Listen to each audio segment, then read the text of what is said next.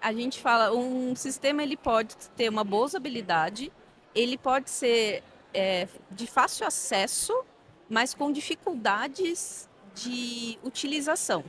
Então, assim, a acessibilidade tem um amplo conceito, um contexto que, assim, você, independente das características físicas, psicológicas, financeiras, de localização, limitações físicas, você consegue utilizar o que você quiser, onde quiser, como quiser.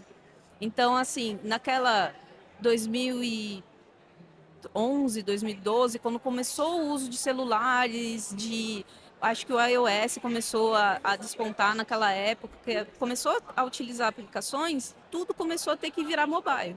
Sim. Então, as pessoas começaram a acessar mobile, você tinha que criar todos os sites que estavam desktop, tem que virar mobile, e daí virou um contexto de mobile first. E isso foi um contexto de adaptação, uma quebra muito grande para as empresas, dessa perspectiva. E isso é um contexto de acessibilidade. A pessoa está lá com o celular dela, com 3G às vezes nem tão bom assim, Sim. e tem que acessar o conteúdo, tem que acessar o que você dispor para ela.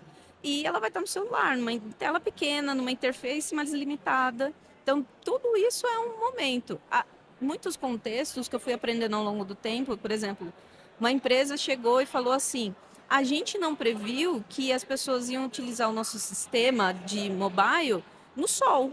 Então, para enxergar a tela, O contraste. o contraste era terrível. As pessoas tinham que fazer aquela cabaninha assim para tampar do sol para conseguir enxergar a tela. Então, assim, você fala assim, não, acessibilidade é só para pessoa com deficiência. Não, você está lá no sol, a bateria está fraca, você está lá no menor brilho possível.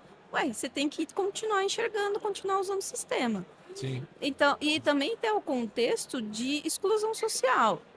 Por que uma pessoa com deficiência que utiliza, por exemplo, leitor de tela, não vai abrir uma conta no banco? Não vai utilizar um banco online? Sim. Ela não vai querer guardar dinheiro e fazer investimentos. Uma vez isso foi muito interessante, foi num TDC. Eu estava com um aluno meu, uma época eu dei aulas de programação para pessoas com deficiência visual. Ok. E eu trouxe ele para o TDC, a gente estava andando com ele nos stands e tudo mais, e a gente estava falando num stand, acho que de uma empresa financeira, e comecei a perguntar, começou a falar de vagas e tudo mais, daí ele perguntou, o seu sistema, ele é acessível? E ela não sabia responder. Travou. Ele travou. Daí eu falo assim, porque eu tentei me cadastrar, eu tentei usar e não consegui. Eu queria utilizar um sistema para investimentos. Daí aquele contexto, será que alguém pensou que uma pessoa cega queria fazer um investimento, que ia ter dinheiro? E também aquele contexto, às vezes excluíram esse determinado perfil da sociedade. Gente, pessoas com mais idade, pessoas de 40 a mais, 50 a mais, elas vão querer guardar o dinheiro, investir, garantir o Sim. futuro dos seus herdeiros.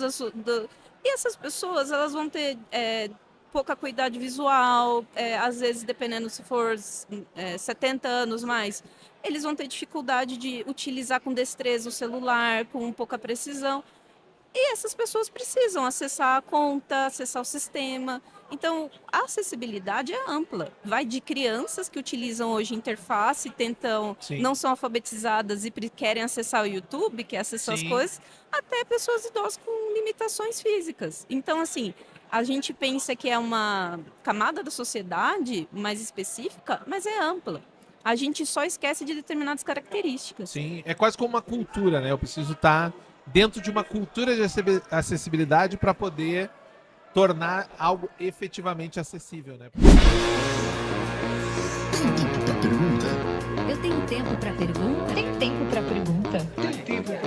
Eu tenho tempo para pergunta. Tem tempo para pergunta.